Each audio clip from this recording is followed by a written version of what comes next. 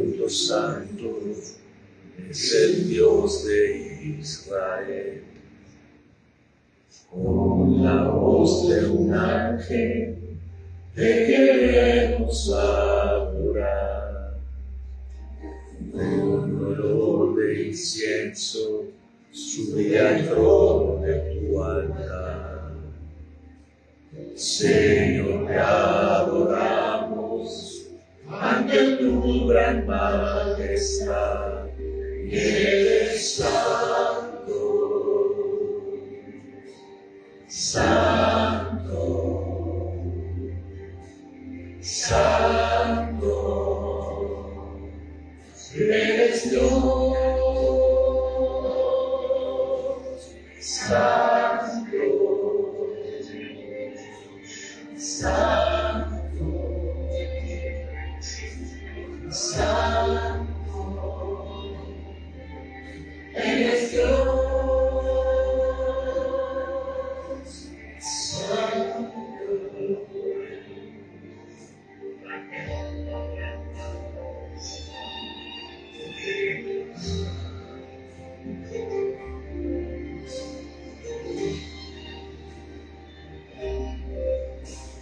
Santo, santo, santo, en el cielo escuchará.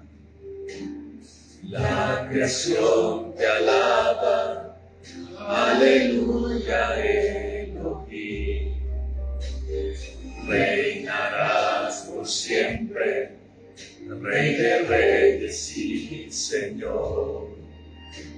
Sube, alza tu mirada, abre tus puertas al Señor y clama santo, santo, santo, eres Dios, santo, santo, santo, eres Dios.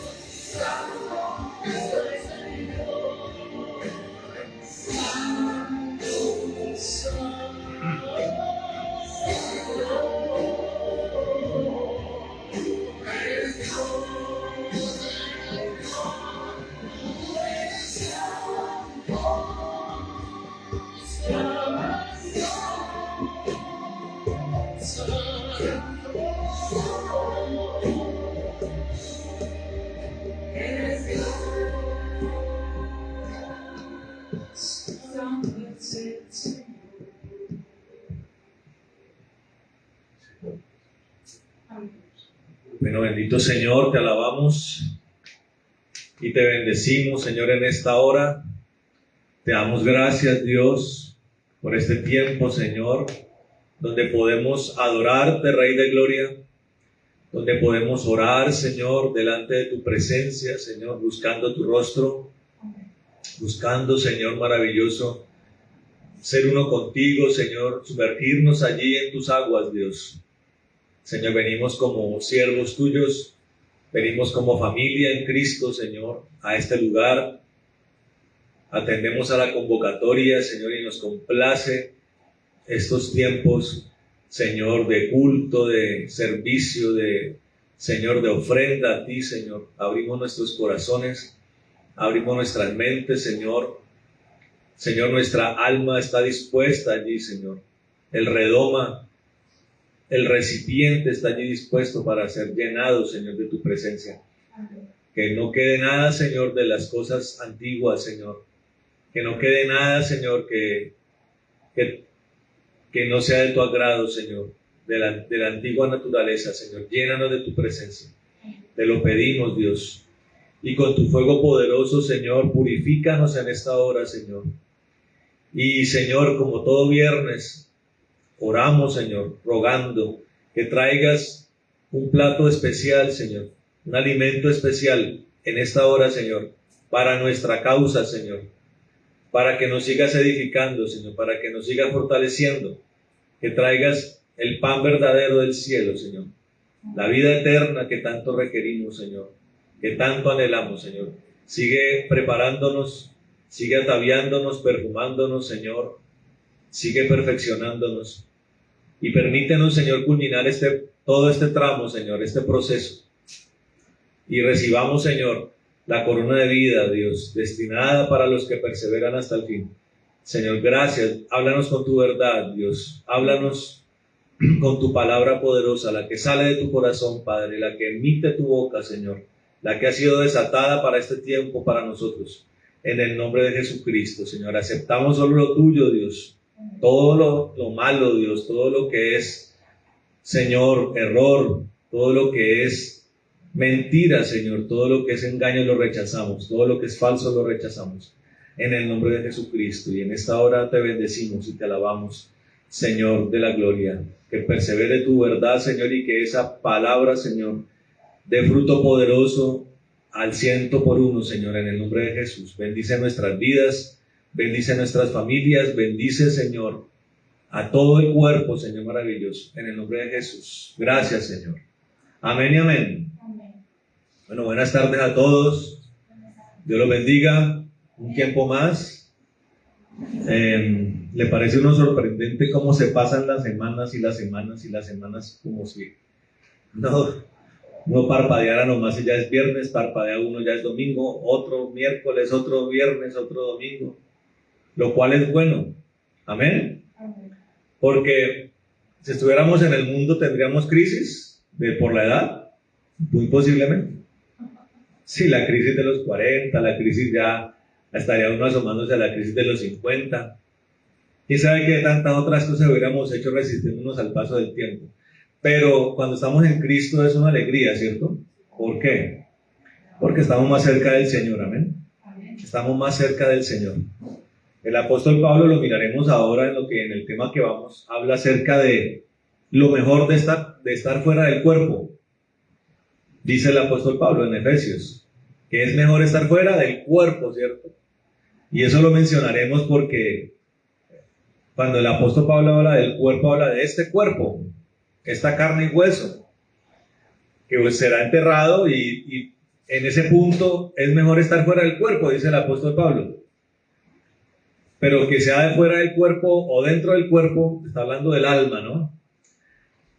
Agrademos al Señor. Amén. Ese es nuestro propósito, agradar al Señor, amén, para que un día nos encontremos con Él y nuestro encuentro sea satisfactorio, porque unos se encontrarán satisfactoriamente con el Señor y otros dirán que las montañas los cubran, se esconderán en las montañas, ¿cierto? Clamarán porque las piedras los protejan de la ira que ha de venir. Hay dos tipos de encuentros con el Señor. Queremos el primero, ¿cierto? Por eso estamos acá. Amén. Vamos a la palabra.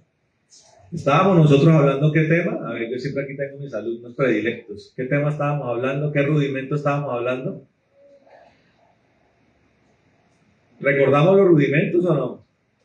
¿Cuál es el primero? ¿Se acuerda, hermano? El arrepentimiento de... ¿Cuál? El segundo, usted. Arrepentimiento de obra muerta, ¿el segundo cuál es? Usted, la fe en Dios, allá la pastora, ¿cuál es el tercero? Correcto. ¿El cuarto cuál es? No puede ser. Muy bien, Ramirito. De la imposición de manos. El quinto, que ya lo abordamos, ¿cuál es? Tremendo, ¿cierto? Como Dios nos habló. ¿Y en cuál estamos ahora? El último, que es el juicio eterno. Ya explicamos qué es un juicio, ya explicamos qué es eterno, ¿cierto? No me voy a poner aquí otra vez a repasar todo porque usted, hermano, que está allá, aquí los que están acá vienen todos los viernes. Pues usted, el que a veces se asoma por allá, si no sabe qué es eso, devuélvase a hace 8 días, a hace 15 días y repase a ver qué es juicio y qué es eterno, ¿ven? Para poder entender eso. Y partíamos de un versículo. Se la voy a preguntar a la pastora Astrid, el versículo que como no, el versículo plataforma del tema del juicio eterno, ¿cuál fue el que tomamos? Hebreos 9:27. ¿Cuál es? Que a todos los hombres les es dado morir una vez y después de esto el juicio. Y analizábamos acerca de eso, ¿no? Porque hay un pedazo que uno pudiera tomar como una excepción. ¿Cuál es el pedacito que nosotros hablamos que podría ser una excepción a esa regla? Pero que nos quedamos ubicados en algo más bien revelador hace 8 días. De los que son raptados, ¿cierto? De que pareciera que ellos no conocen muerte, pero dijimos, pero ¿no será que en ese salto cuántico, no sé cómo llamarlo, en ese medio segundo, milésima de segundo, yo creo que ese cuerpo tiene que morir? ¿Cómo hace uno para que eso no muera y simplemente sea transformado? Si la palabra dice que lo que nace de nuevo tiene que morir, ¿cierto? ¿Y ese cuerpo nace o no? Todo lo que nace, dice la palabra, tiene que morir primero. Entonces, en ese lapso de tiempo que ocurre el rapto, dice la palabra, en un abrir y cerrar de ojos, ¿morimos? Sí, yo creo que sí. Conforme a la palabra, ¿no? Pero me parece más chévere que sea así. Me parece chévere que la carne muera, así como fue vencida la carne en la cruz. ¿Cuánto aliento de vida le quedó a Cristo al Señor en la cruz? Nada. Todo su vigor, toda su fuerza, cada gota de sangre la derramó allí en la cruz del Calvario. Murió en el más intenso de los dolores. No le quedó carne buena al Señor. No le quedó 1 centímetro de su cuerpo sin ser lacerado, sin ser destruido. Entonces yo creo que eso le da más realce al tema del arrebatamiento. Amén. Es una transformación que va desde la muerte a la resurrección. Cristo son las primicias de la resurrección, ¿cierto? Dice la palabra.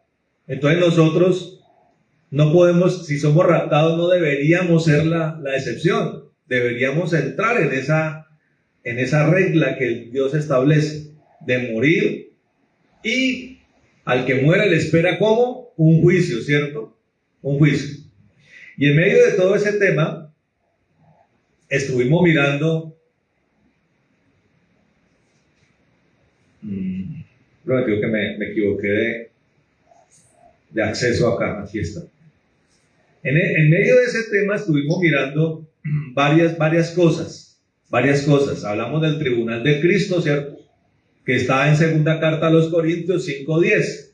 ¿Y qué decíamos acerca de ese tribunal? ¿Qué es para quién? ¿Qué es para quién? Para los justos, ¿cierto? Si se llama tribunal de Cristo, es el tribunal de la iglesia, amén. Ya hemos dicho quién es la iglesia, ya lo hemos explicado mucho. Y también analizábamos, como a manera de paréntesis, el capítulo 14 y 15 de Apocalipsis, ¿cierto? ¿Y a qué conclusión llegamos? Cuando habían dos ciegas, de que es muy posible de que la iglesia que se quedó del rapto, al punto de las trompetas del último ay, ya ha salido de esta tierra. ¿Correcto? Ya ha sido tomada. Eso lo miramos en el capítulo 14 y 15. Repito, si usted quiere ver más profundidad de esto, tiene que ir ¿a dónde? A la enseñanza de hace 8 días. Porque hay que seguir agotando el tema. Y entonces, dijimos al finalizar el culto anterior que hay un juicio que técnicamente no ocurre para la posteridad. O sea, técnicamente el resultado no me la... Sí, no, o sea, estamos hablando de un juicio eterno, ¿no? Ya vimos un primer juicio, ya hablamos de un primer juicio que es el juicio del tribunal ante el gran trono blanco, ¿no? Ya hablábamos que la palabra dice que los cristianos, la iglesia, seremos juzgados por las obras buenas y malas que hayamos hecho dentro del cuerpo y dijimos, resaltamos que es importante entonces que hagamos nuestro balance de obras sea mucho más grande en las obras buenas que en nuestros tropiezos. ¿Correcto? Más adelante toca definir dónde están los condenados, ¿cierto? Que aunque son condenados, que aunque se rebelaron contra Dios, también dijimos que iban a tener derecho a un juicio, entendiendo el concepto de justicia, que es aplicable a los que son inocentes y es aplicable a los que son culpables, ¿correcto? Eso lo hablamos también.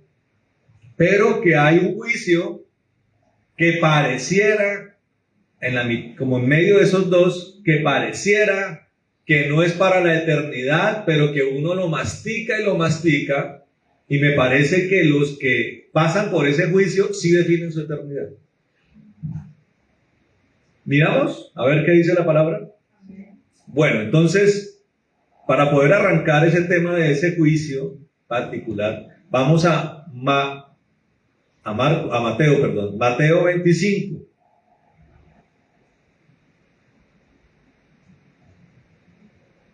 Mateo 25.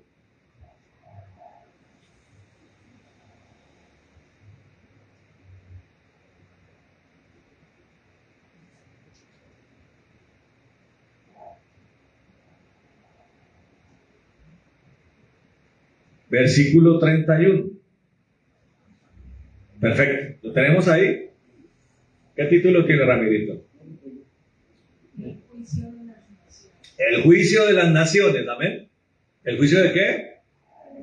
Dentro de 8 días que pregunte, ¿se le va a olvidar? ¿No es cierto? Hay que repasar las cosas. ¿El juicio de qué? ¿Cómo llama ese juicio? El juicio de las naciones. Vamos a mirar. Dice el versículo 31. Cuando el Hijo del Hombre venga en su gloria, amén, cuando el Hijo del Hombre venga en su gloria y todos los santos ángeles con él, entonces se sentará en su trono de gloria y serán reunidas delante de él todas las naciones y apartará los unos de los otros, como aparta el pastor las ovejas de los cabritos, y pondrá las ovejas a su derecha y los cabritos a su izquierda. Entonces el rey dirá a los de su derecha: venid, benditos de mi Padre, heredad el reino preparado para vosotros desde la fundación del mundo. Amén. Fíjese usted acá que está hablando de eternidad, está hablando de algo más grande, está hablando de algo más allá de algo terrenal, ¿cierto? Repetimos, mire, dice acá: venid, benditos de mi Padre, heredad el reino preparado para vosotros desde la fundación del mundo. Amén. Porque tuve hambre y me disteis de comer, tuve sed y me disteis de beber, fui forastero, dígale que está al lado forastero, dígale, fui forastero y me recogisteis, estuve desnudo y me cubristeis, enfermo y me visitasteis, en la cárcel y vinisteis a mí. Entonces los justos, ¿los qué? Los justos le responderán diciendo, Señor, ¿cuándo te vimos hambriento y te sustentamos, o sediento y te dimos de beber? ¿Y cuándo te vimos forastero y te recogimos, o desnudo y te cubrimos? ¿O cuándo te vimos enfermo o en la cárcel y vinimos a ti? Y respondiendo el rey les dirá, de cierto os digo que en cuanto lo hicisteis a uno de estos mis hermanos más pequeños, a mí lo hicisteis. Entonces dirá también a los de la izquierda, ahora le está hablando a los de la izquierda, apartados de mí, malditos, al fuego eterno. Mire, ¿sí ve? ¿Al fuego qué? Eterno, preparado para el diablo y sus ángeles. Porque tuve hambre y no me disteis de comer, tuve sed y no me disteis de beber, fui forastero y no me recogisteis, y estuve desnudo y no me cubristeis, enfermo y en la cárcel y no me visitasteis. Entonces también ellos le responderán diciendo, Señor, ¿cuándo te vimos hambriento, sediento, forastero, desnudo, enfermo o en la cárcel y no te servimos? Entonces le responderá diciendo, de cierto os digo que en cuanto no lo hicisteis a uno de estos más pequeños, tampoco a mí lo hicisteis. E irán estos al castigo eterno y los justos a la vida eterna. Cuando uno comienza a desmenuzar esa parte de la palabra, comienza a entender que no es simplemente un juicio que define un milenio, como de pronto uno superficialmente en algún momento lo miró. Hay un estudio, no sé si en la página, yo no sé si eso se conseguirá en la página de la iglesia, amor, ¿estás transmitiendo por el grupo? Por el grupo de la iglesia Cristiana del Amor Jesús. Bueno, la pregunta es, ¿será que hay un estudio ya de hace años, que el pastor Antonio hizo, es tremendo, donde explicaba cómo el Apocalipsis en su línea cronológica había una secuencia también como cronológica del estudio escatológico de Mateo 24 y 25. Eso lo hizo hace años el pastor Antonio estudiando Apocalipsis, y tomaba las parábolas de Mateo 24, 25 para explicar la relación que tienen con Apocalipsis y con profecías del Antiguo Testamento, especialmente Daniel. Yo me acuerdo bien de esa enseñanza. No sé si fue la primera o segundo estudio de Apocalipsis, creo que fue el segundo. O sea, eso fue hace años. No sé si ese material se pueda conseguir, porque si no se consigue va a tocar volverlo a estudiar. Pero yo lo tengo claro, me tocaría como armar la cosa, pues. Pero fue un estudio que el pastor Antonio hizo muy bueno. No sé si eso estará en la página de la iglesia. No, si no está en la página de la iglesia. Eso quedó en el corazón de los que recibimos esa predicación. No sé si quedaron CDs, yo no sé, creo que no. Pero fue un estudio extraordinario para poder entender que este pasaje tiene que ver con Apocalipsis. Y está ubicado en un punto cronológico, creo que no, cronológico de Apocalipsis y del último tiempo, de la última semana, de la ira de Dios. Está ubicado al final de la semana, de la última semana de Apocalipsis. O sea, este juicio a las naciones ocurre al final de la semana, comienzo del milenio, ¿correcto? Finalizado el tiempo de la ira de Dios sobre la tierra y comienzo del milenio. Allí dice la palabra, devolvámonos un poco al 31, dice que el Hijo del Hombre, ¿quién? El Señor, ¿cierto? El Señor venga en su gloria. O sea, a ella viene el descenso del Señor. Había aparecido en las nubes en el momento de la resurrección de los muertos, ¿cierto? Ya lo habíamos visto. Y el momento del arrebatamiento. Pero ahora el Señor desciende, dice, y todos los santos ángeles con él. ¿A qué se estará refiriendo?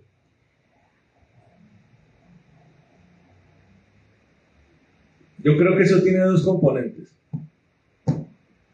tiene los ángeles del cielo y nosotros ya transformados a un cuerpo como el de los ángeles, dice la palabra, ¿cierto?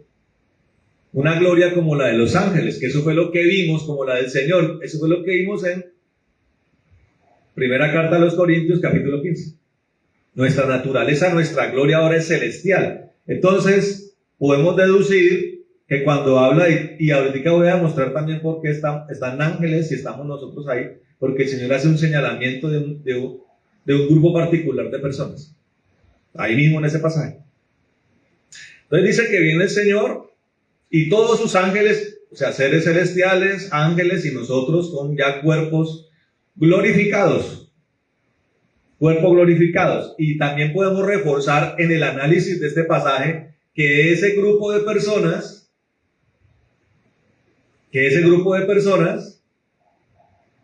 que hacen parte de esa mies recogida en el capítulo 14 de Apocalipsis, ¿nos ubicamos?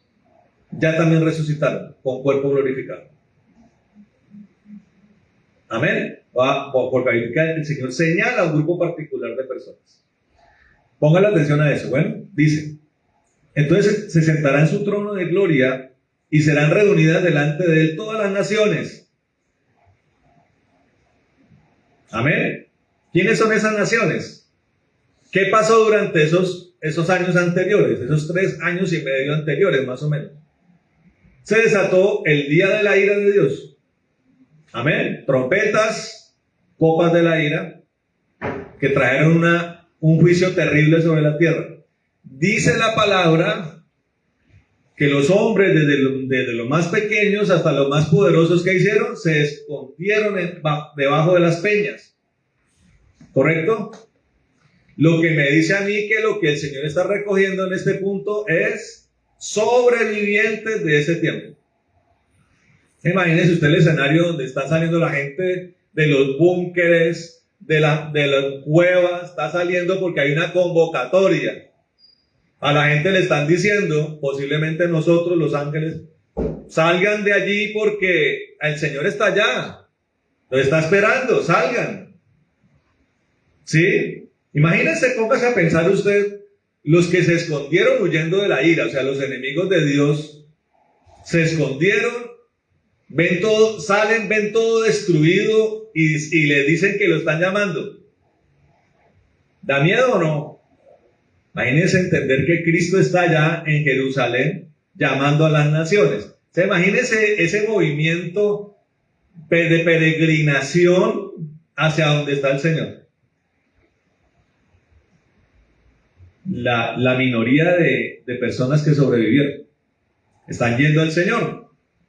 Y dice la palabra que esa peregrinación, versículo 32, será reunida delante de él todas las naciones. Y ahí comenzará, dice, y apartará los unos de los otros.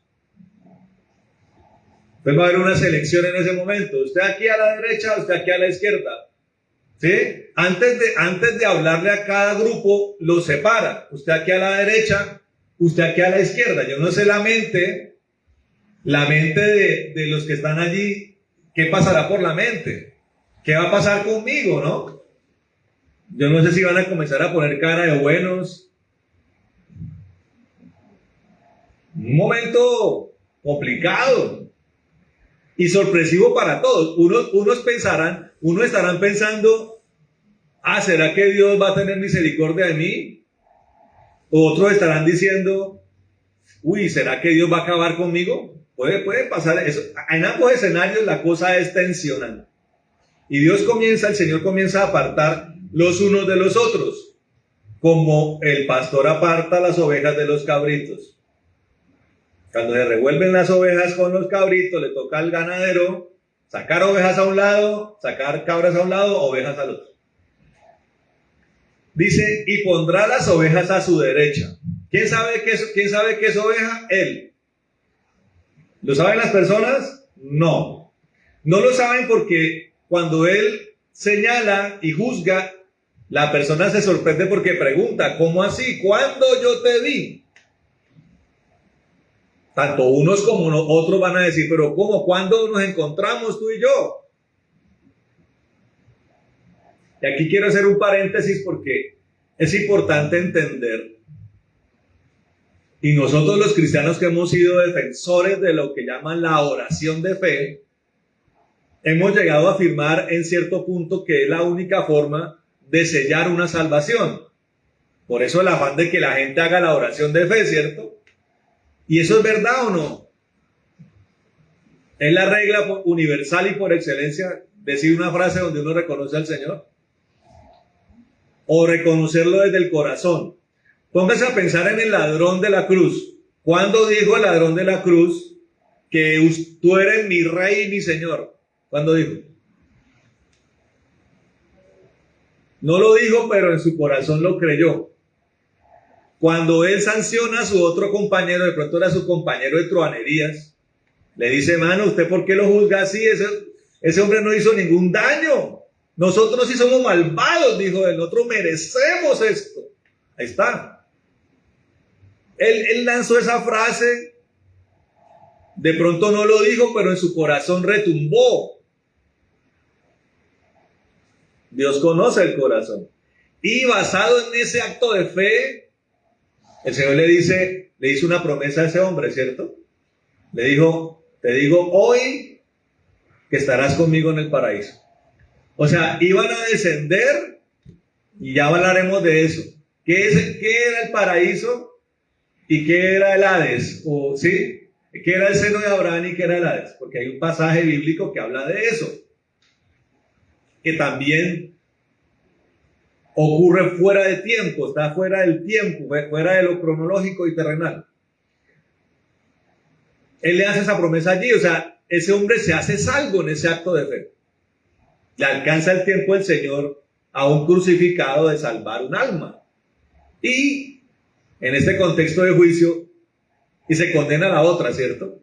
El uno murió y se fue con el Señor, ¿a dónde? Al seno de Abraham, ¿cierto? Y el otro que lo señaló, que lo juzgó, que lo trató mal, ¿a dónde cogió? Para el Hades. O las prisiones infernales, ¿correcto? Entonces está aquí, Señor, en este momento tensionante, imagínense reunir no sé cuántos millones, ¿será que se van a sobrevivir millones? De pronto. Es un momento demorado tal vez. Las naciones tienen que venir a donde Él, comienzan a separarlos, uno a la derecha, otro a la izquierda, no les explican nada. Están tal cual como salieron de las montañas. Tal vez de pronto por ahí le están ofreciendo agüita, algún pan para que coman, yo no sé, tal vez. Y les dice la cosa, aquí viene juicio, con los zapatos rotos, con heridas, está saliendo allá un juicio. Tremendo, ¿no? Lo primero que quiero decir, lo que quiero decir respecto a esto es que esto hace parte de un amplificado deseo del Señor de salvar lo que más se pueda. Ya salvó a toda la iglesia en ese punto. ¿Correcto? Toda la iglesia está salva. Ya está transformada, está allí con Él. Descendió con Él. Pero quiere seguir salvando el Señor. Tremendo, ¿no? Porque Él conoce el corazón y hay un grupo de personas que han hecho algo que Dios dice, por esa razón tengo que hacer un juicio acá en este punto. Comienza a separarlos. Y el Señor le dice en el versículo 34, le dice a los de la derecha, le dice, venid benditos de mi Padre. Ya pareciera como si ya Dios hubiera hecho un juicio, ¿no le parece? Ya Dios desde su trono dictaminó sentencia favorable a estos. Ya los cataloga como benditos. Está anunciándoles su sentencia, su dictamen como juez. Les dice, benditos de mi Padre, heredad del reino preparado para vosotros desde la fundación del mundo. Y todo lo que esto implica, amén.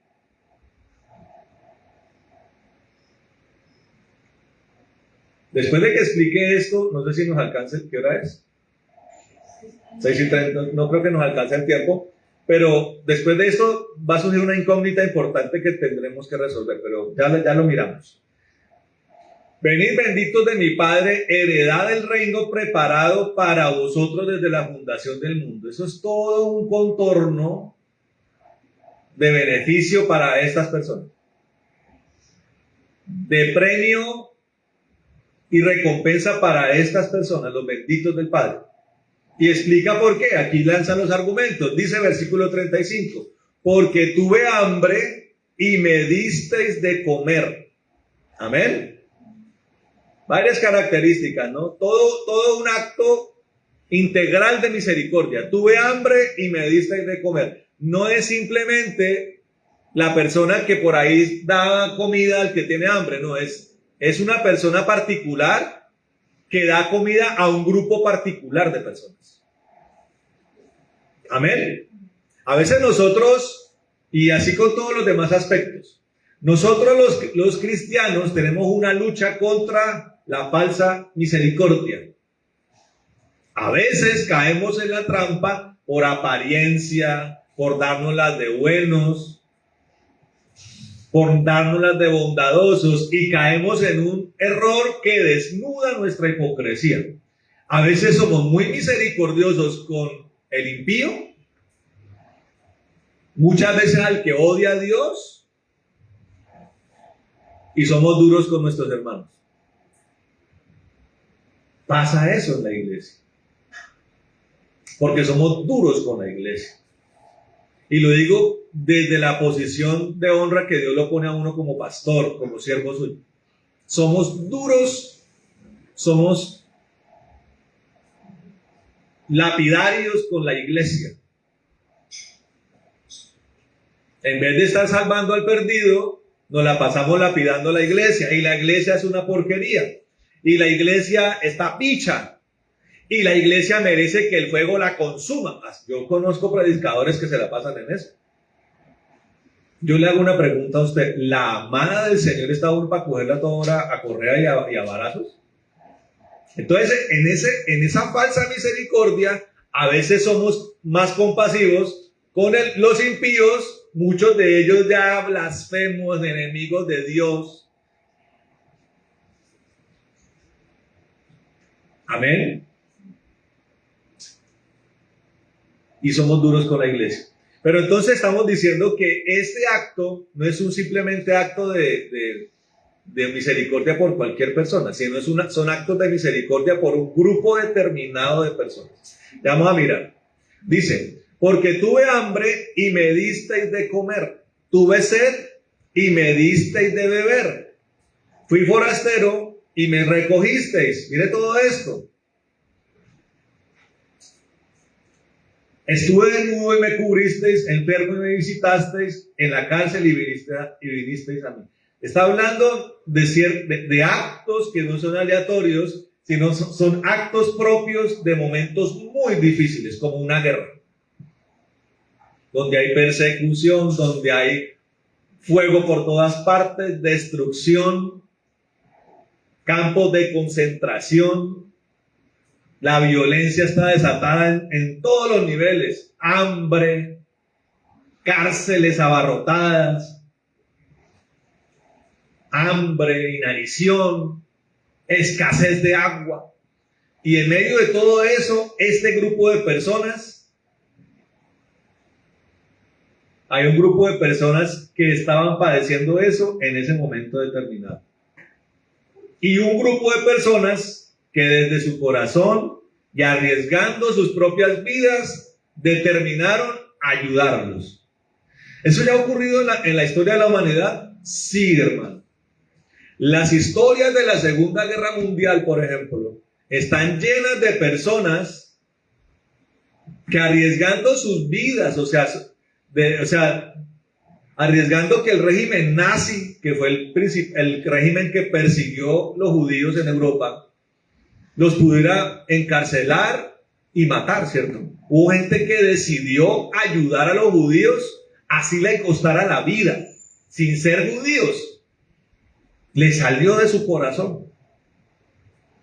Yo le digo, esas personas que hicieron eso con los judíos en la Segunda Guerra Mundial, yo creo que Dios, estoy seguro que Dios los recompensó. Desde la tierra misma los recompensó. Entonces, en este momento estamos viendo quién es la mitad de la iglesia que se quedó, ¿cierto? Que se quedó. Cristianos que se quedaron y judíos que se convirtieron, se cayeron las vendas. ¿Se acuerdan que dijimos que este era un grupo muy específico que iba a ser perseguido? El Señor lo dice en la palabra. Que hay de las que están encintas, que vayan, se escondan en las montañas. O sea, venía tiempo de persecución. O sea que básicamente mientras el Señor empezaba a destruir la tierra, los cristianos y judíos especialmente estaban siendo perseguidos por los que odian a los cristianos y los judíos. Ese era como el precio.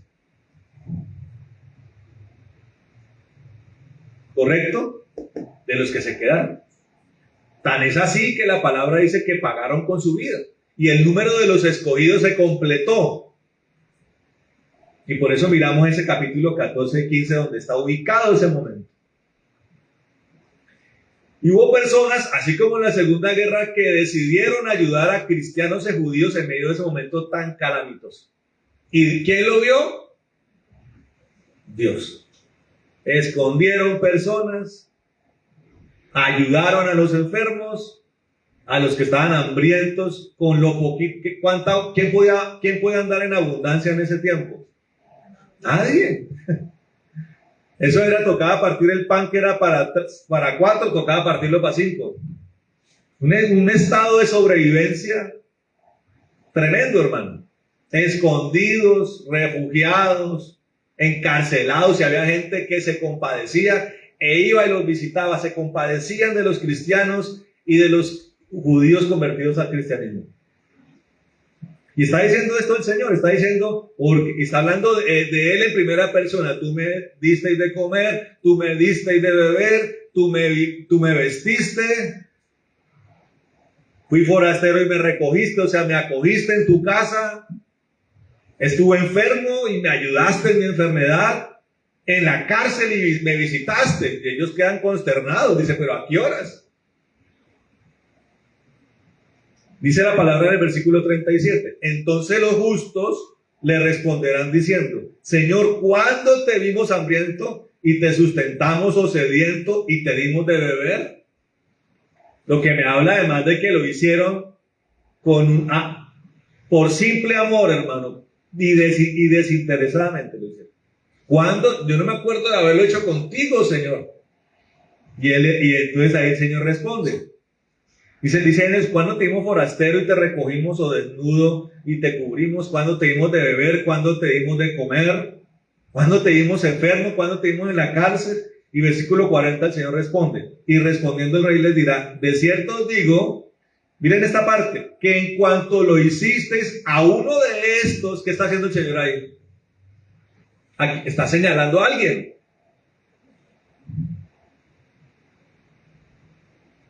Esa palabra me dice que él, mientras dice esto, si no hubiera hecho a uno de aquellos o a uno de esos, la traducción dice a uno de estos.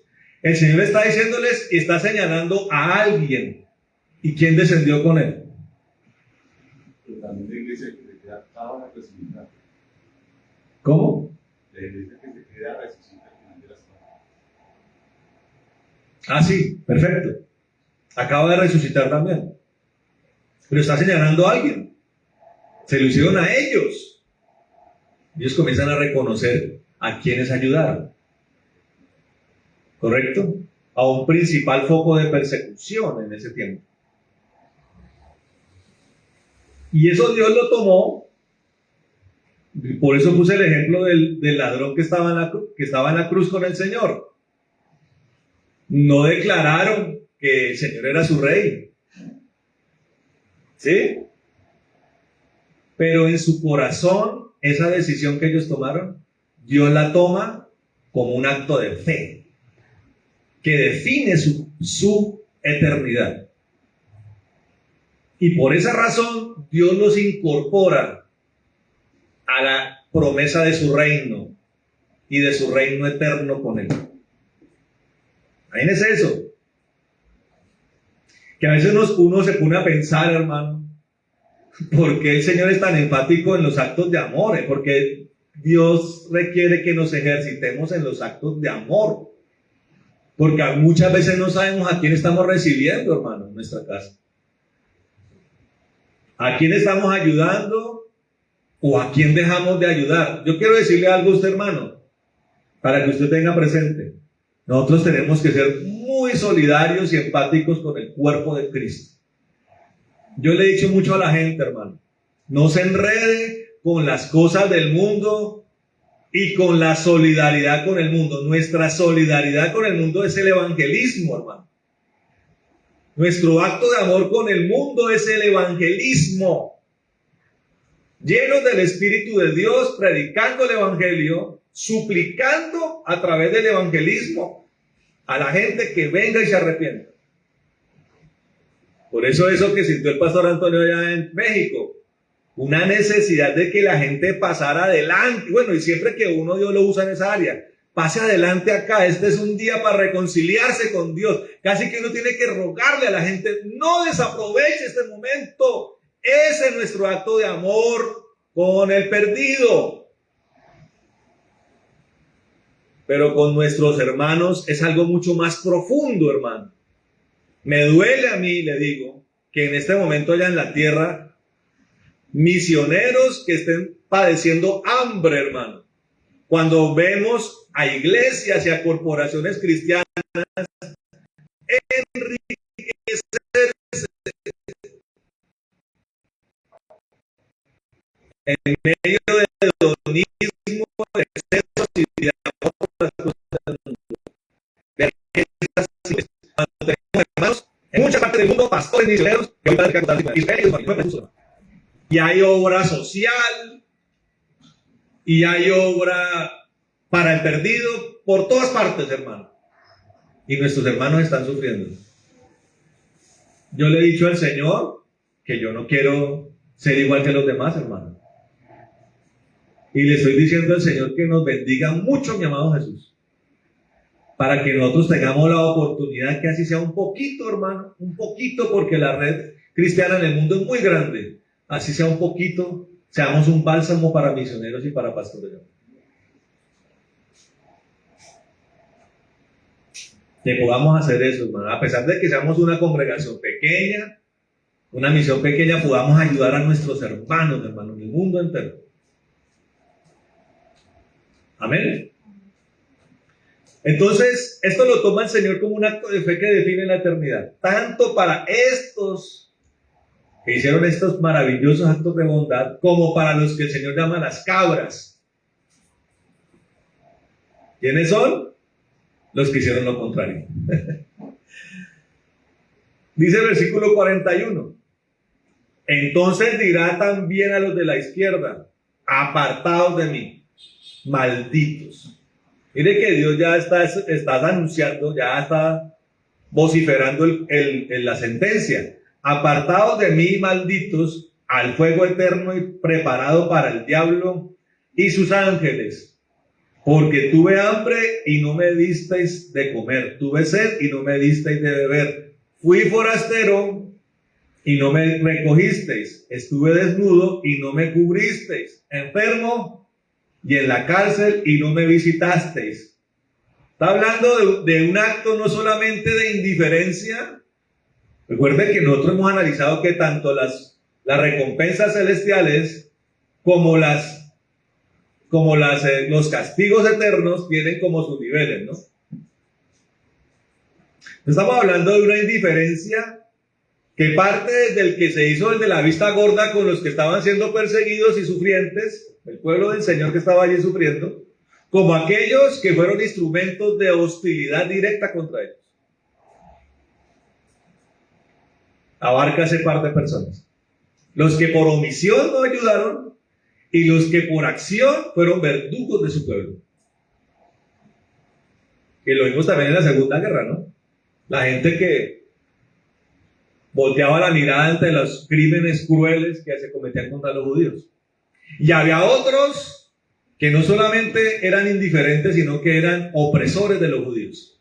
Los señalaban, los sapeaban con los nazis y los castigaban también. Unos decidieron incluso castigarlos y matarlos. Entonces el Señor ve esto de lo que ocurre en este tiempo de la ira y lanza un juicio contra ellos. Un castigo eterno, dice, porque no hicieron esto. Y preguntan lo mismo, ¿no? Entonces también ellos le responderán diciendo: Señor, ¿cuándo te vimos hambriento, sediento, forastero, desnudo, enfermo o en la cárcel y no te servimos? Entonces le responderá diciendo: de cierto digo que en cuanto no lo hiciste a uno de estos, vuelve y señala un grupo determinado de personas, tampoco a mí lo hicisteis. E irán estos al castigo eterno y los justos a la vida eterna. Amén. Queda claro, ¿cierto? Pero aquí lanzamos un interrogante para dentro de 8 días. Usted puede irlo mirando a ver qué de pronto ideas traen acá. Bueno, yo voy a estar el viernes en Bogotá. Bueno, pero vayan estudiándolo, hermanos. La pregunta es, estos, sobre todo estoy hablando de los justos, porque es evidente que los segundos, ya sabemos qué va a pasar con ellos. Estos primeros, los justos, ¿harán parte de qué resurrección? ¿La primera o la segunda? Esa es la pregunta. A ver qué luz nos da el Señor al respecto de eso. Amén. Vamos a dejar hasta ahí, mis hermanos. Y dentro de 8 días seguiremos con el tema. Amén. Vamos ahora.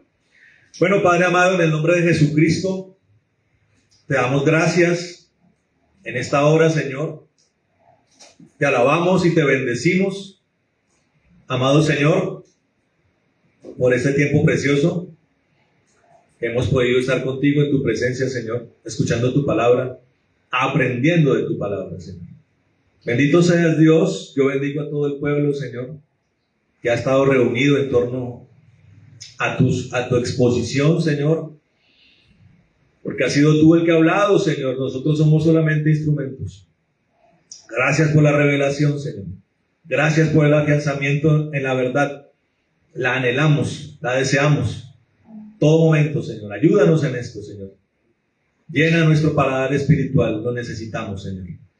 Señor, y que tu pueblo sea bendito, Señor, con un fruto poderoso a través de la palabra que ha sido implantada, para bendición de ellos y de toda su casa, en el nombre de Jesús. Te damos gracias en esta noche, Señor. Nos vamos a nuestros aposentos pidiendo que tu paz nos llene, pidiendo que tu gozo esté allí afirmado, pidiendo que el reino de los cielos conspire a favor de nosotros, que tú acampes alrededor nuestro, Señor, atando todo espíritu maligno que se haya levantado en contra de nosotros, pidiendo la llenura, Señor, del Espíritu, y con tu fuego también purificándonos, Señor, en el nombre de Jesús. Que seas tú nuestro proveedor en todo momento, Señor, con abundancia sobre abundancia.